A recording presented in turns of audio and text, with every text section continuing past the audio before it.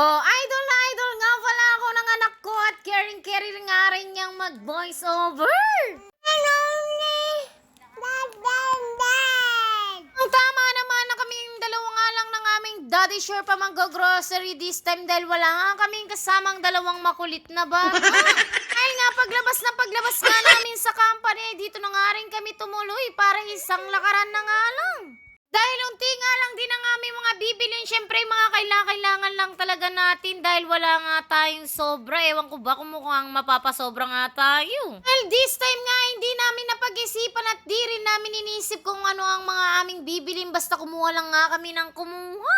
Dahil hindi na nga rin kami nakapag-inventory kung ano-ano nga ang meron sa bahay at ano nga rin ang wala. Diba ang galing nga dahil nagagamit na nga rin namin ang pag-i-inventory nga sa aming bahay dahil nga hindi kami pwedeng kumuha ng sobra-sobra dahil sakto lang nga ang aming kaperahan. Tamang-tama nga rin na nakakita tayo ng laruan ng aming baby shop, syempre bibilan natin yan. Isa pa nga rin to sa isang dahilan kung bakit hindi namin sinama ang aming baby shop dahil panay nga ang kuha na nga ng laruan. Akala mo nga yung nagtatrabaho na. Sa tuwing nag-grocery naman kami, talaga nga naman lahat ng kailangan namin ay pinagkukuha na nga namin dahil ang hirap nga bumili nga sa tindahan. This time nga ay medyo dadami-damihan nga namin yung mga bibili na nga namin na pagkain ng aming mga baby shark dahil nga madalang na nga lang dumedi ang aming baby shark. Kaya naman dapat marami nga siyang stock ng pagkain para nga naman hindi siya magugutuman. Pasyensya na nga rin kayo sa aming photographer ay videographer pala dahil nga hiyang-hiya nga siya sa katotohanan kaya ganyan ang aking mga kuha.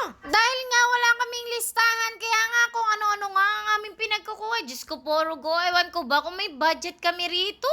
Daddy Sharp naman ay panayan tingin ng mga pampalasa pero hindi naman siya marunong magluto. Diyos ko puro go. Panay na lang ang request. At mas matutuwa nga ako kung talaga nga naman siyang magluluto at ako ang magse-cellphone at pahiga-higa nga lang. Sa totoong buhay nga ay magsasariling sikap na lang ako na mabidyuhan ang sarili ko dahil ang aking videographer ay hiyang-hiya na nga lang sa katotohanan. Diyos ko puro go, mapupuno na nga ang aming cart. Diyos ko puro go, hindi ko nga alam kung kumpleto na ang aming kagamitan nga sa bahay. Dahil nga ang aming daddy sharp ay kuha na nga lang ng kuha kahit nga hindi kailangan. Pero ang aming mga priority ang makuha ay syempre yung mga pagkain ng aming baby sharp para nga hindi na nga namin pinag-iintindi. At kahit nga misway talaga nga naman kinuha ko na nga rin dito para naman hindi na rin kami pahinto-hinto nga sa tindahan para maganap ng miswa.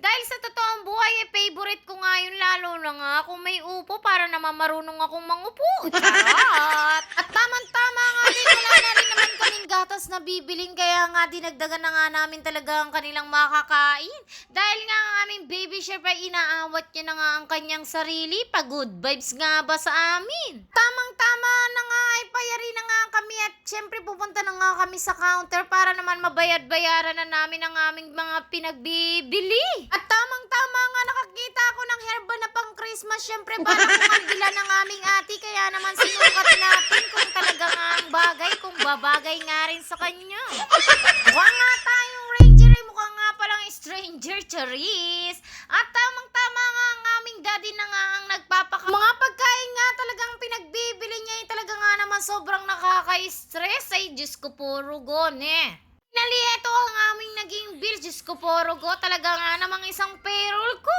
Dahil nabili na nga namin yung mga bagay na kailangan namin sa bahay. Syempre may isa pa nga ang kulang. Kaya dito na nga kami dumaretso para naman makabili na nga rin kami ng aming bigas. Kaya sa totoong buhay, puro bigas na nga lang ang aming kinakain dahil di na nga rin kami nag-uulam. Charot! Dahil pag meron nga kami ganito sa aming bahay, ay feeling ko talaga ay kumpleto na kami talaga kahit wala na talaga nga kaming pera.